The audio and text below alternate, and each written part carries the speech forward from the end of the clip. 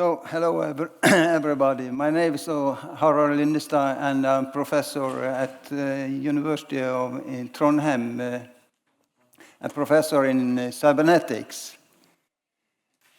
And my talk today is, I raised the question, is the climate variability deterministic or not? Is this deterministic like a clock? This is a research question I have been working on for the last 20 years, and I'm still working on it. But at the moment, I'm working on a framework of this question. I will start with Francis Bacon, one of my heroes. And he said, the motive of science is to predict the future, to control the future. But is the future deterministic? If not, we can only explain the past. It's so simple. This means that no computers in the world can predict the future if they are not building in something deterministic in the data.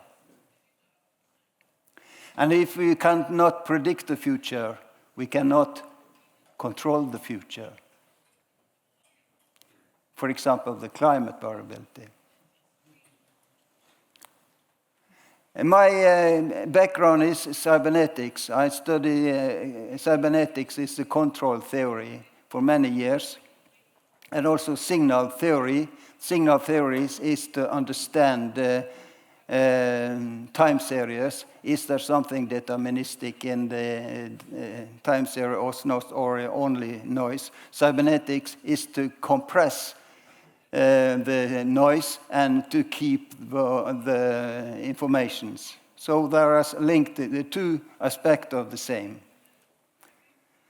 In 1990s, I started to work on this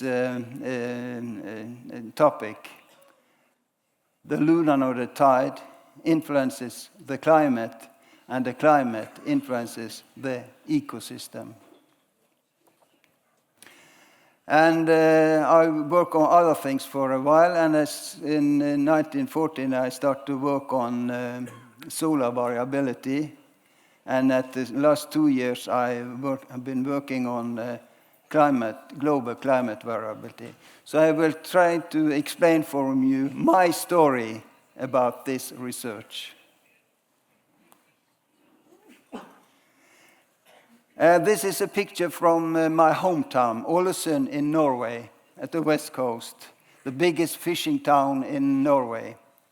The picture for 1960, everybody was happy because there was so much fishery, and the fishery was fish was crowding everywhere, and everybody got rich for fishing. But suddenly the fish disappeared, and everybody got unhappy. And who is to blame?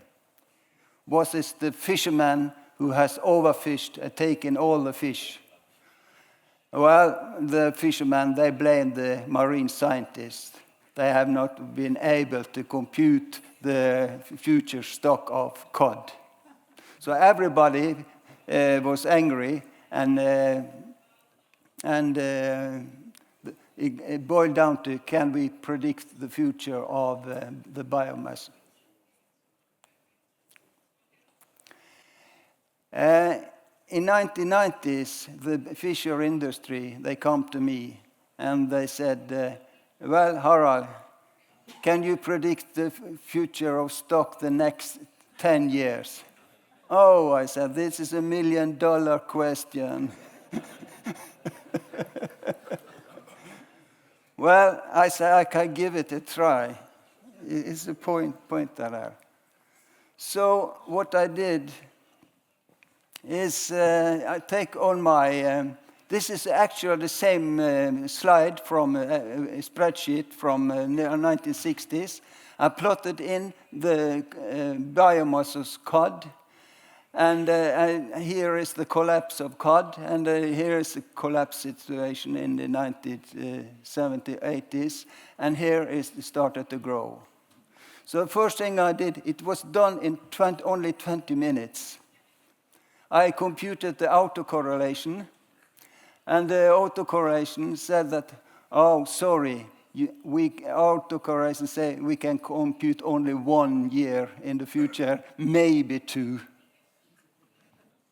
So they was not very happy what they heard, because they have big investment of expensive controllers. But I said, there is something funny here. There is a 6-year cycle. It shouldn't be there. For the Venus spectrum, say that it shouldn't be a cycle here. So if this is a stationary cycle or is a random cycle? Or to be a stationary cycle, it's not enough to have on the autocorrelation, it must have a stationary source. So is it something deterministic outside the biomass? So this was the start of it all, my pain. The next step was, where it could be the stationary period. Well, go back. Here is the inflow of North Atlantic water. Between Scotland and Faroe. And the North Atlantic water flows out on the Norwegian coastline and up in the Barents Sea and up in the Arctic Ocean and go back and down at the cool stream at the Greenland coast here. So this has been known for 100 years. It was Otto Pettersson, the Swedish oceanographer, who started to monitor this data series at 1800, and now it is the longest oceanographic data series in the world. And what it says is that the temperature has increased from 1800 up to 1940, so here is a warm period, and then it started to decline, it went into a cold period, and here was the biomass collapse. So I said to the fishermen, well, you are not the only overfishing, the nature has something to do with it. It collapsed when the biomass was at the minimum. So it was declining all the time when the temperature was decreases. So, but here it started to grow, and this is why the biomass in the Barents Sea are growing. And so back to the Francis Bacon. Is this deterministic or no? If this is random, we cannot compute the future. After a lot of work, I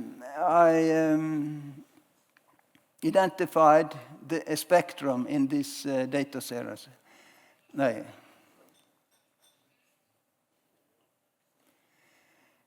I found out here is the lunar node tide, 18.6 year cycles. And the red one here is the temperature. It was a 18.6 year cycle in a mean, and it had a 30 degrees delay. And this mean temperature here was a 4th subharmonic. You are all from the energy knows the frequencies. What is the frequencies? And it was a maximum here in 1940 when the short periods of 18.6 years had the maximum and the 74 years period had a maximum. And there was a minimum when the 74-year period had a minimum there. So I said to the fisherman, if you know the clock, You investment when the clock is racing, you will always earn money. But if you invest here, you will always lose money. What they say is that there is deterministic periods in the sea temperature. And when there are deterministic periods in the sea temperature, it's a deterministic, not only the ecosystem, but the whole climate. So the whole climate, not only in Scandinavia, but in North Europe, is dependent on this stationary period. So the climate, the last 100 years, has been controlled by the moon. So if somebody tries to control the climate, they have to stop the moon.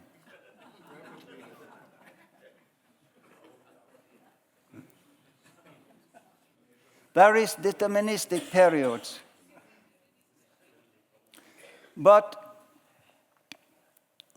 there is more to this story. Here is a fisherman. But this has been known for others for years. So who has been so clever? Yes, the cod. The cod has been much cleverer than us. The cod had known this for thousands of years. So this clever cod, he has solved an optimization problem without knowing mathematics. So he have found out that if he investment in recruit 3 times in a period of 16.6 years, he will always it will solve the optimum recruitment. So here is a 6 temperature cycle, and this cod, when he recruit in the warm period, 2 times when the warm periods, or 1 time in the cold periods. And in the warm period, he had recruited 20 times more than in the cold periods. So the period of cod is, the recruitment of the cod is period and phase-locked to the lunar nodal tide. Fantastic. And the sum of this recruitment influenced a biomass of 18.6 years. So to be a professor and learn from mathematics is one thing, but you can learn even more by learning from nature. Here is a slide that I will show the importance of the phase information. Many today have talked about the periods, but to me, the phase information is everything. It's very important to know the phase information, because the phases tell us when the events are happening.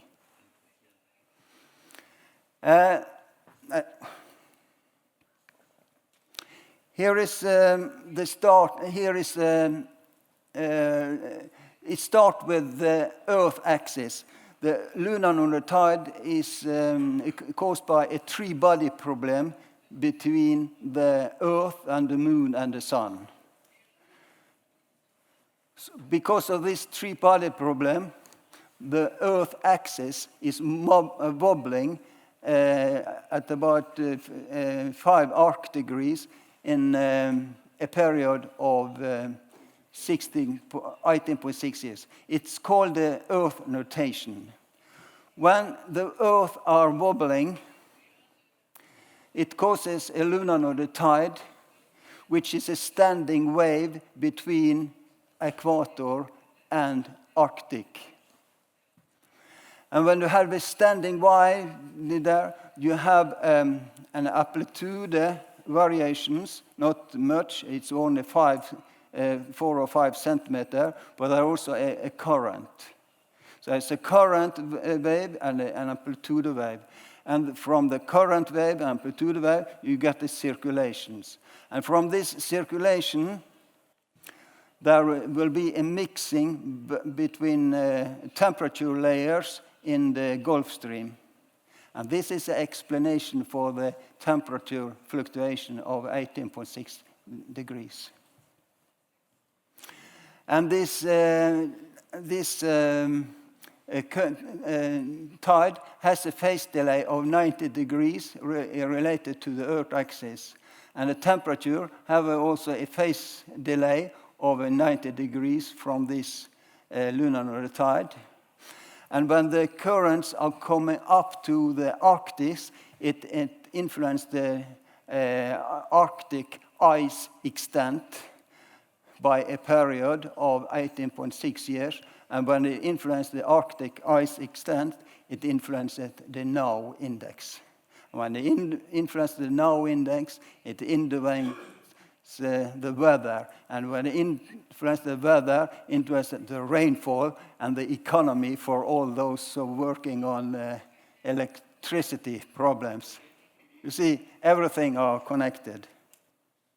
Here is a slide from I worked on for some time, the North Atlantic oscillations. The NOW index is the pressure difference between Iceland and Azorene.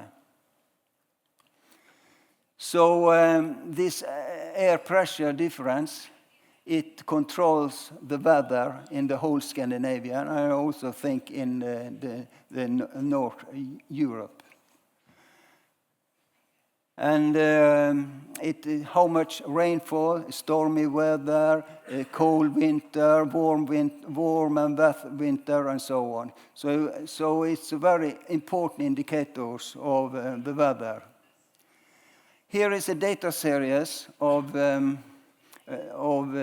NOW index from 1822. It looks very random. But after a wavelength spectrum analysis, you see that there are long fluctuations. And these long fluctuations are related to this 64-year period, fourth harmonic from the lunar nodal tide. And there also are a lunar nodal period. So this weather, changes in the weather, are controlled also by the moon. You see here in 1960s, it was at a low level. It's a cold period. It was very cold in Norway, where I was a kid. And here is a warm period here. And you see that the NOW index is turning. Here another, I have a cooperation with Pinner Institute in Murmansk, and I got this data series from them. It shows the same, the difference between this data series from between Scotland and Faroe is a delay of about 3 years. So it's a delay, occurrence delay of about 3 years from Scotland up to the Barents Sea. And here is a growing temperature, so it's a cold period, work up to a warm period, and goes to the cold period. Here was the biomass collapse. What I did is to compute the wavelength spectrum of this, and I found that this data series is controlled by the lunar nodal periods. The lunar nodal periods are stationary. And when I know these lunar nodal periods are stationary, I can make a cybernetic models. And when I have a cybernetic models, I can compute a longer data series. And I have this longer data series, and can take a wavelength spectrum analyze this new data series. And here is the results. It shows here the cold period. Here is the warmer period. So here is the warm period. Here everybody was happy, much cod. And here it goes to a colder period, and here the biomass collapsed. And from this long period here, come a new warm period again. So here we are now at the top. So at the moment, we are at the top, and this is turning into a colder period. So I believe that the fishermen won't be happy the next 30 years. The biomass will collapse again. And many will be, it will be a new cold period. Arctic ice is coming back. And people living in the coast of Norway will not be happy. So this is a very challenge for the future, I think. So this is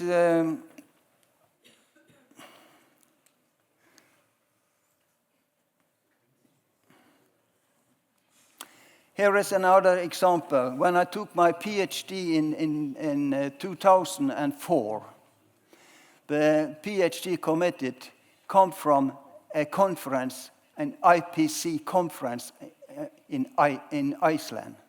And they was very excited because they have heard that the Arctic temperature will increase between 5 and 7 degrees the next 100 years.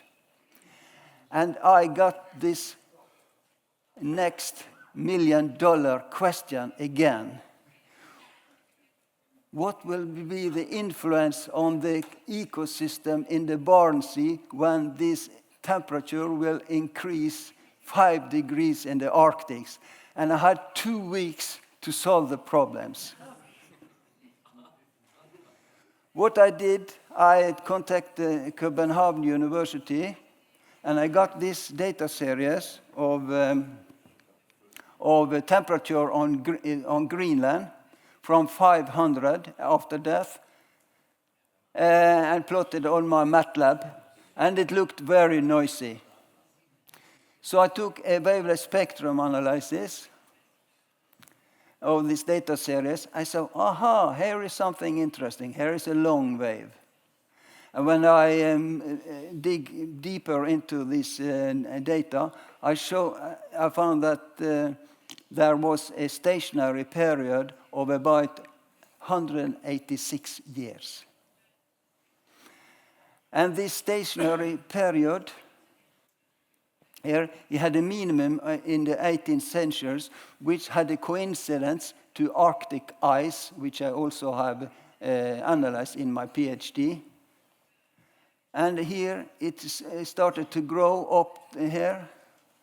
And I conclude that if this is a stationary period, it expected to have a turning point and a new minimum at about 2040. And also a second period that showed a deep minimum at 2105.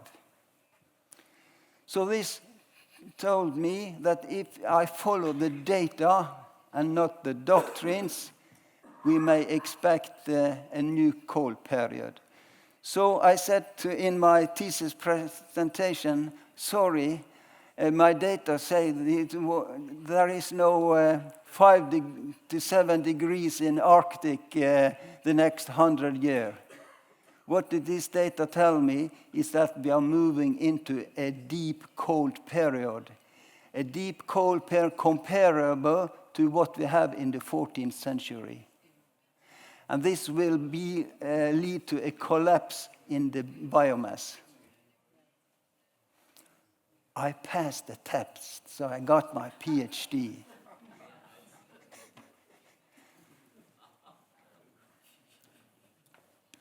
Well, this was the data told me. So I started to wondering again. Well,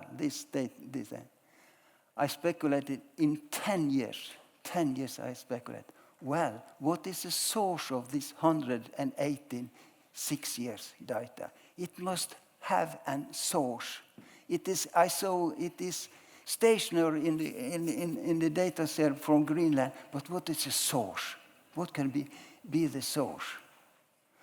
So I decided, before I become too old, to dig for it. And I started with the Francis Bacon again. And I started with a research question. Has the solar irradiation stationary periods? If not, we can never predict the future solar irradiation. But if so, the periods must have an external source as the first cause. Because if it has not influence for external cause, because the sun by itself cannot produce stationary periods. If you have an autonomous system, this is known from cybernetics, it will only produce a random periods. It cannot produce a stationary period. So if there is a stationary period, it would come from somewhere outside the sun. So I call it, there must be a first cause, a cause of causes.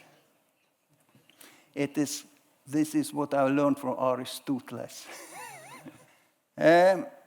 Lucky, I got this data series from Scafetta. Scafetta and Wilson, they produced this data series of total solar irradiations, and it shows some fluctuations. So it told me this solar is not constant. There are a variability in the sun. So I took a new wavelet spectrum analyzer and I computed the autocorrelation of the total spectrum, and I saw something interesting. The first peak here was at the 11-year peak, and there was a peak at the 29-year and the 84-year, and here was 186. So this autocorrelation had the fingerprints of the large planets. So this was the cause of causes. The radiation for the sun had the fingerprints from the large planet. So this tells me that there is also a solar clock, not only a lunar clock, there is a solar clock. Controlled by Saturn, Jupiter, Uranus, and Neptune. But it's not enough to have the periods. You have it's as well important to have the phase informations. So I decided that I use the perihelion as a reference for the phase. So that now I could produce a spectrum and I can make models. And I used the I looked at how does this influence the barycenters. The barycenters of the sun is known. Here is the oscillation of the barycenters. It looks random. If you here's the barycenter in the y and x axis. So when you look on the barycenter, it looks random. But when I analyze this data series, I saw that the barycenter also have the fingerprints of the large planets. So there was a direct relation between solar position oscillation, the planet's position oscillation, and the solar position oscillation. So this is a Newton response. It's caused by gravity. The next step was to step over to the total solar irradiations. When the sun is wobbling, controlled by the large planet, you are also wobbling the solar plasma and the solar dynamic.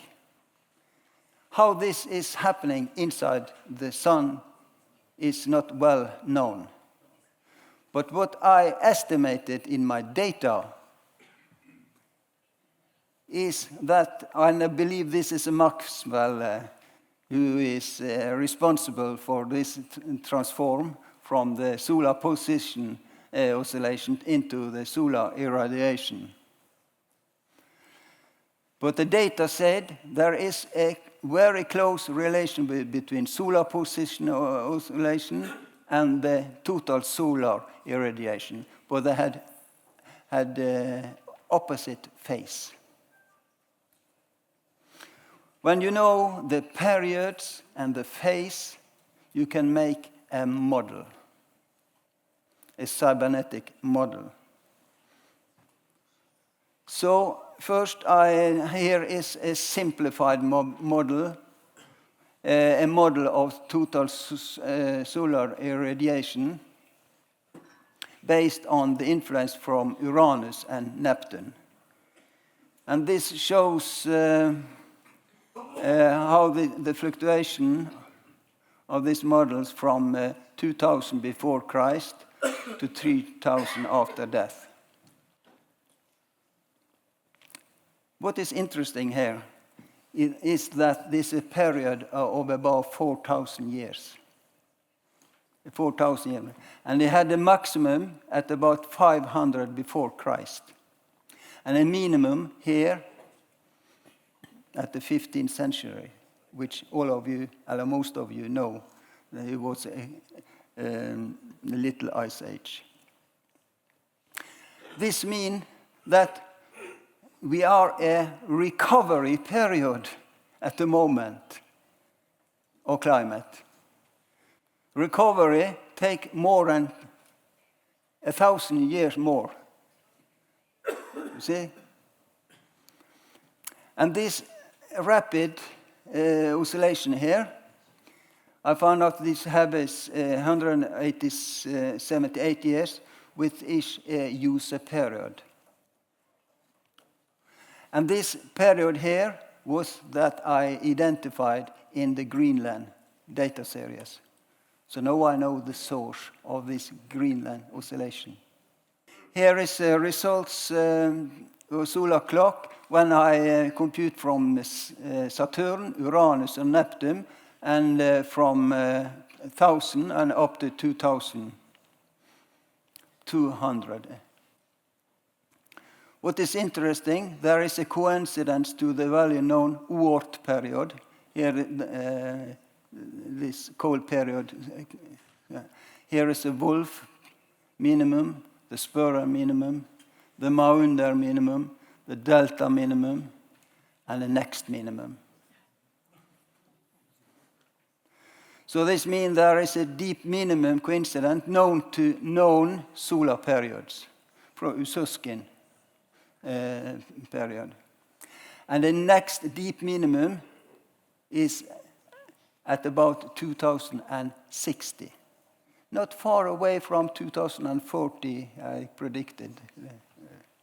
So how this influenced on the known data series, temperature data series on Earth.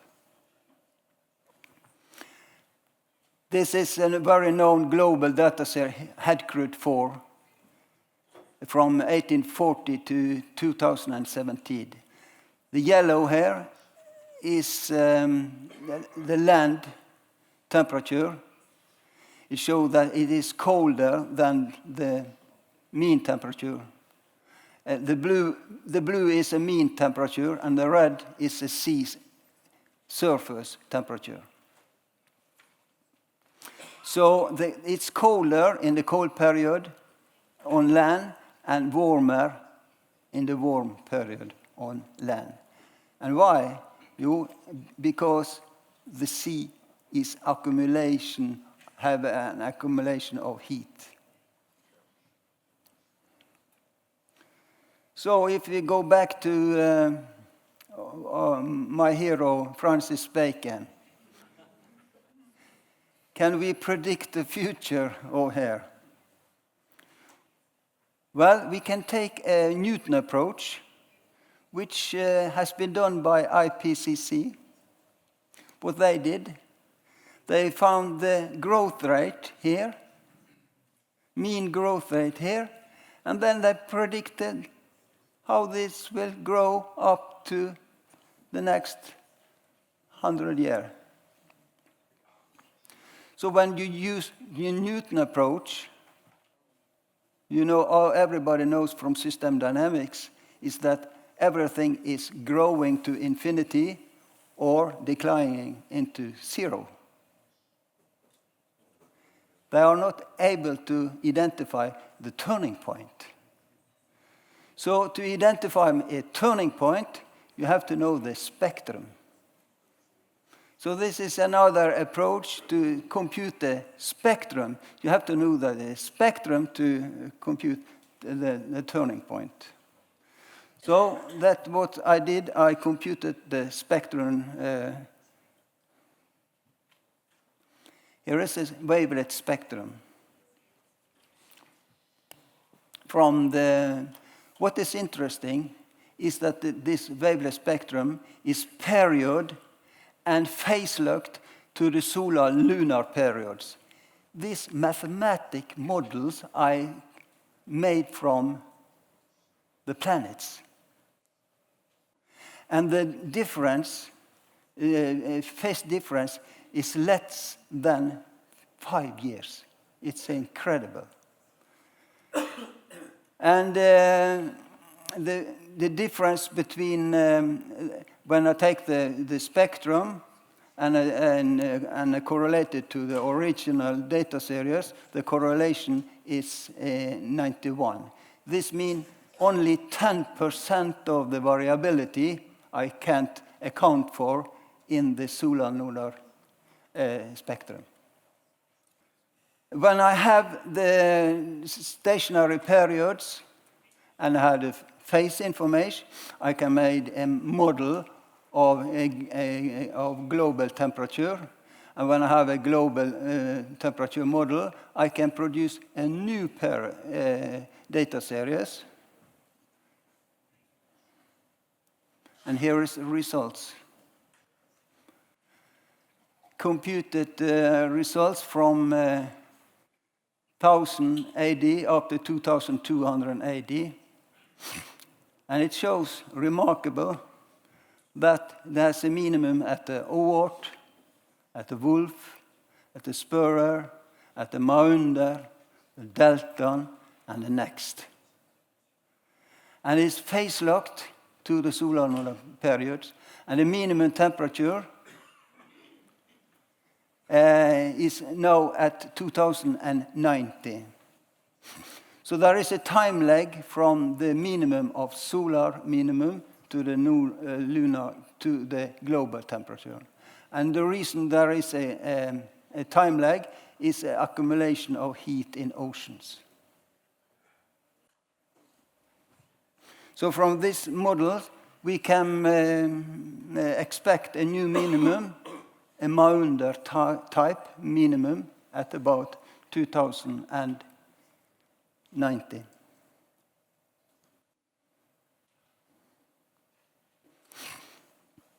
So how about longer data series? This is a Greenland temperature known as a GISP2, which is also a very well-known data series. How much? And it shows that, and it looks random, but it shows, if you analyze this, it shows that various period spectrum, it's a stationary spectrum, And it's a period of about 420 years. And the modern warm period is from 1840 to 2050. And the cold period from 2050 to 2160, and a deep minimum at 2100.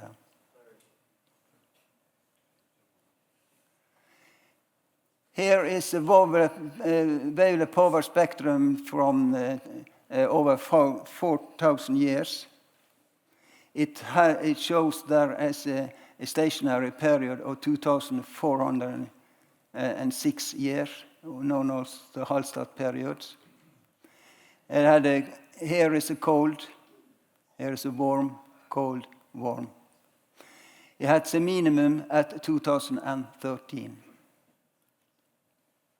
There is a delay from the sea temperature to Greenland because the Greenland temperature influences the temperature in the oceans.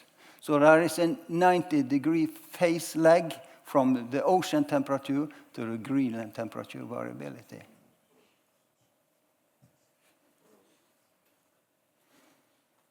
Here we see all the periods. First I compute the wavelength spectrum, then I compute the Hilbert transform, and compute all the phase informations. So here is the long periods, here is shorter periods, even shorter periods. So this is a map of the climate variability. What is interesting here, that all these maps from here and up here has a period and phase locked to the solar nodal periods. This means that these periods are deterministic, but not controllable. You cannot control these periods. They are coming. How much time again? Overtime, yeah. Well, what I'm trying to say here is that there is a coincidence between different data series, the global temperature, solar temperature, and so on. And here is a minimum from the sunspots, and they show essentially the same. So, the last slide. This is a glacier not far away from where I live. And this is decreasing the last 100 years. But I believe it's coming back. And the winter is coming. Thank you.